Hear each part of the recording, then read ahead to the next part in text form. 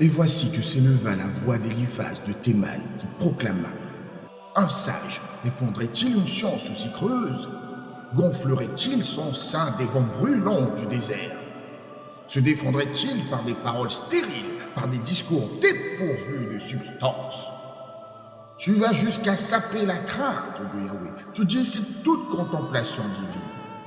C'est ta perversité qui inspire tes paroles. Tu adoptes le langage des manipulateurs. Ta propre bouche te condamne, non moi. Tes lèvres témoignent contre toi-même. Serais-tu donc le premier-né de l'humanité? Aurais-tu vu le jour avant les montagnes éternelles? As-tu assisté au conseil mystérieux de Yahweh? Tu as accaparé la sagesse pour toi seul? Que connais-tu que nous ignorions? Quelle intelligence possèdes-tu qui nous échappe?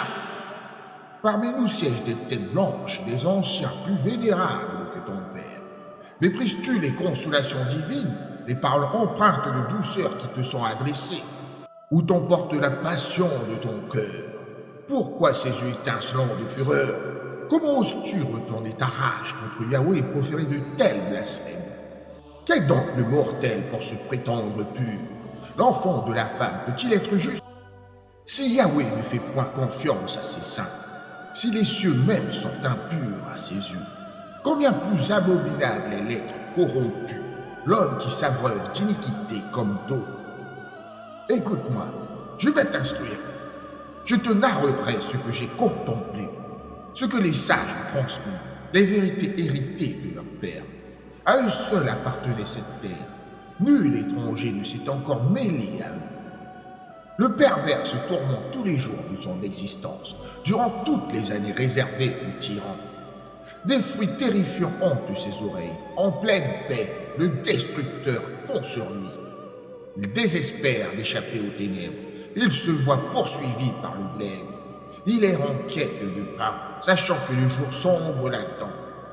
L'angoisse et la détresse l'assaillent, l'écrasent tel un roi prêt au combat, car il a osé défier Yahweh, se dresser contre le Tout-Puissant, fonçant vers lui avec arrogance derrière ses boucliers massifs.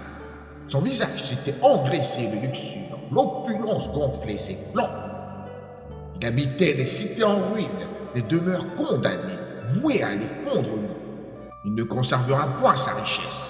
Sa fortune s'évanouira, ses biens ne s'étendront plus sur terre. Il ne pourra fuir les ténèbres. La flamme consumera ses rejetants, le souffle divin l'emportera. Il ne se fie point au mal qui l'égare, car le néant sera sa récompense. Avant son terme, son destin s'accomplira. Ses rameaux ne reverdiront plus.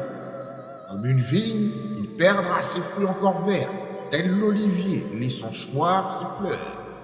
La demeure de l'impie deviendra stérile, le feu dévorera la tente du corrompu. Il conçoit la souffrance et engendre le mal. Son sein ne mûrit que des fruits de duplicité.